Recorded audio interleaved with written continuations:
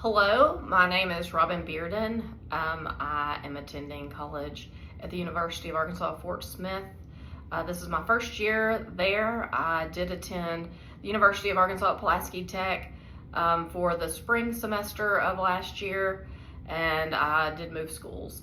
I started back to college at the age of 51 because my employer thought that it'd be a great idea for me to be the preschool director, which I started 2 school years ago. And I absolutely love it, but I now have to have a degree in early childhood education for this position. I do work at Immaculate Conception School in North Little Rock, Arkansas, and I've been there for 13 years, and I love to go to work every day. And me and my coworker try to have fun and make sure all the kids know how much we love them every day, and try to make it a fun, play-filled day full of learning so they'll be ready for kindergarten. This is supposed to be about my philosophy of early childhood education, and mine has changed a lot over the 13 years I have been a preschool teacher, and is now more focused on play-based learning. There is some teacher-led instruction. We do have small group learning, large group learning, a lot of centers, recess time, and play time for learning.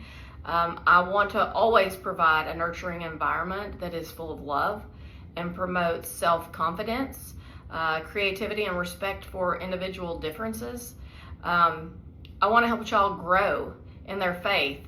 That is what our school is all about. When they know how much God loves them, it will help them learn their own self-worth and give them self-confidence along the way. I feel like in my classroom, the approach that I use the most is probably Jean Piaget's constructivist theory, which is where children have choices and they're learning through play. They build their knowledge through pre-existing knowledge and just build on it constantly. And I feel like with the teacher helping facilitate that is what I use most in my classroom. And I think it helps grow their learning by using what they already know and building on that.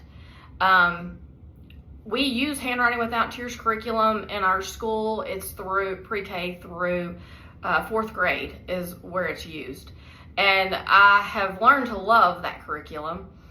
It is a very play-based learning approach. There are activities that we do that are just play-based. I think one of my favorites is we have a little puppet named Squawker, and he teaches vocabulary words, and he also teaches positional words in that. But he gets to go around the classroom and fly, and I make sure he touches every kid's head when I go around, and they get so excited. And I get to move him around different parts of the classroom and ask where he is. Is he behind or in front of or between? And they learn those words from that. And then he always has a vocabulary word to talk about that we discuss. And it's funny that they learn so much from this play-based learning through Squawker that through the week they will hear the vocabulary word and come and say, oh, we just used the word that Squawker taught us. So it's very exciting, this curriculum. There's many parts of it that are play-based, but we do love it. I know that in the past as a teacher I have made mistakes, and I feel like I learn and grow constantly in that. I feel like when I first started teaching, I walked into a classroom and the teacher had stripped the classroom of everything. I had curriculum books on my desk. And at that time, I thought, oh, I have to follow every single instruction that it says I have to do in a day. I was trying to do worksheets. I was following everything. It was too much for me. I know it was way too much for the kids.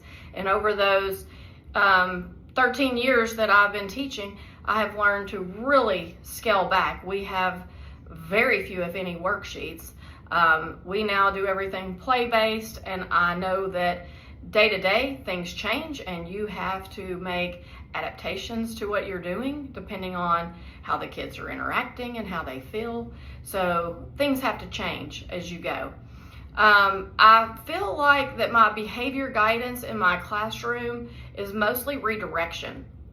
I feel like that is the most effective way to help a child, is to redirect We solve problems through communication. We work through whatever is going on with behavior. I mean, sometimes you have behavior that may get out of control, and there may be different tactics that we have to use.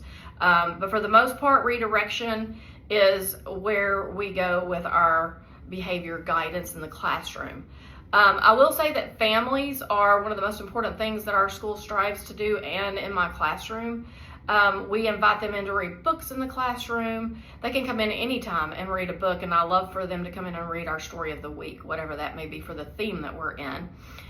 We let them come for any parties. We did Halloween party last week. I think almost every parent came for our Halloween party. We parade the school. It was a great day, and the families all felt very involved. We also want them to come in anytime they want. If they just want to come volunteer for a few hours, they are more than welcome to do that. So we try to make this very family oriented. We are very child oriented. Myself, I try daily to make sure that the children in my classroom, my students, feel the love that I have for them, and that they know that we're gonna have fun to learn. And if they need me, I'm there. I'm there to communicate with them, to play with them. I'll try to make sure and listen to them because they are little, and I try to get on their level and make sure that they know I'm there and hear what they are saying. I think that my favorite teacher was second grade that I had. And what I remember about her in second grade was how much love she had for the students and for me. She cared about me, and I knew that. And as far as me as a teacher, I strive for that family atmosphere in my classroom. It provides love and respect, and they know that I care for them, and it sets the basis for everything that we can build on to learn and move forward. And they know that I respect them and love them, and they want to try harder. And that is how I do my classroom, and my philosophy of early childhood education overall is for the play-based learning, but I also want to incorporate all the love and caring and communication into my classroom every day. Thanks.